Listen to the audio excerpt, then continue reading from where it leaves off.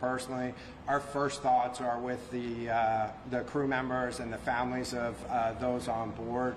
And so we want to make sure that we have done absolutely everything that we can do to locate their family members and bring them home safe. And so they're first and foremost in our thoughts every moment of this search operation. Sir, how common are these threats to the Titanic in general, and how dangerous are they even without an emergency taking place? I don't have any details on how often folks visit the wreck site there at Titanic, nor any specific comments on the dangers involved. Certainly, every time ships go to sea, they encounter hazards and dangers, and so having properly prepared vessels, properly prepared crew members, and making sure that you practice emergency procedures, good practical advice for anybody that goes to sea. What's happening specifically with the families of those people right now? Are you in contact with them? Is there a stationary for them? What's happening? So at this point, I'm not going to discuss any information about the families and communications with the families, and so we'll provide that with future updates. Any idea on the number of personnel searching? Is it dozens, hundreds?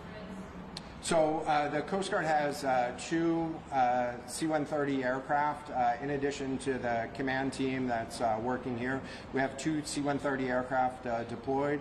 The Canadians have a C-130 aircraft and a P-8 aircraft. We also have access to and will launch this evening a C-130 aircraft from the New York National Guard to make sure that we have sufficient air assets up there.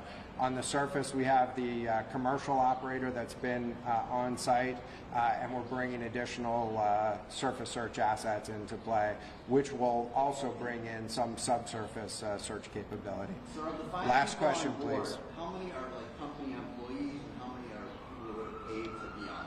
I understand from the operator that there was one pilot or submersible commander or operator on board, and that there were four mission specialists on board is the term that the operator uses for them. So five total. You have to ask the operator what that means. What we're focused on is finding those 5 people.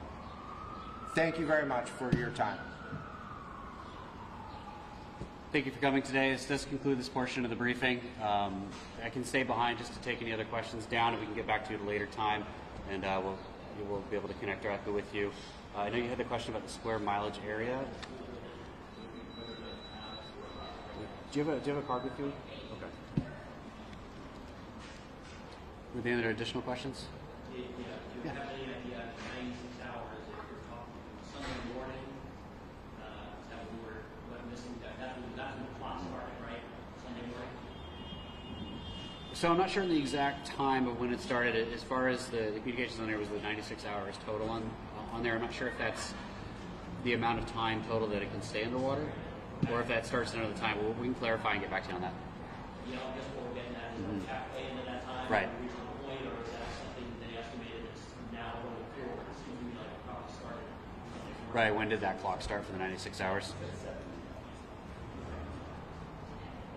Sir, this is a very specific question. Yeah. Do you know if this submersible had anything that would allow it to say float to the surface under the emergency? Everybody's getting ready to run into sea. Yeah, no, we don't have any information on the specifics of how the submersible is set up or for any kind of emergency. As far as we know, we don't have any of that. We don't know that yet. We do know that the aircraft that we have on scene that are search area can search a large area within that period of time over assets. So if they're on the surface, we'd be able to see them with the crews. Sir, do you know if the mission specialists that you may have taken on this submersible have any training to prepare them in the event of something like this? You mean for the persons on the submarine itself? I don't know. I don't know what the experience level for them was. Is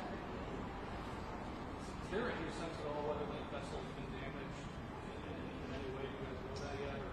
No, we don't have any indication, anything like that.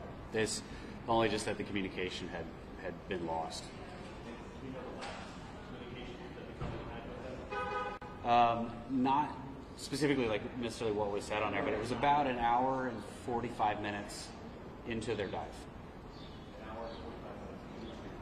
Was the last communication, the last recorded communication that they had. I don't have specifics on if it was stopped suddenly or if it was just a check-in period of time that just didn't. But, We know it on Sunday, or no, that's Saturday. I believe that was Sunday. I think the dive started on Sunday. I believe. But do we know why they lost communication? Like, do you know the why yet? Why this is happening? Robert, what's the weather like there now? I believe seas right now are 3 to 6 feet with low visibility with fog. Is Not what- high seas, but low visibility. 3 to 6 foot seas, yeah. Is 3 to 6 foot considered? For that far offshore is fairly normal. I mean, it does get much higher than that during storms. Will there be more updates here, or what's the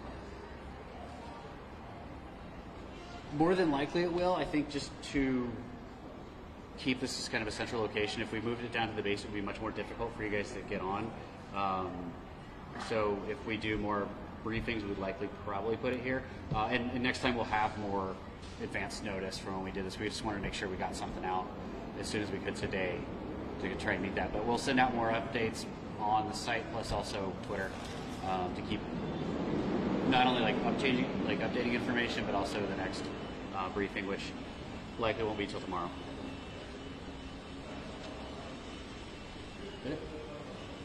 Thank you.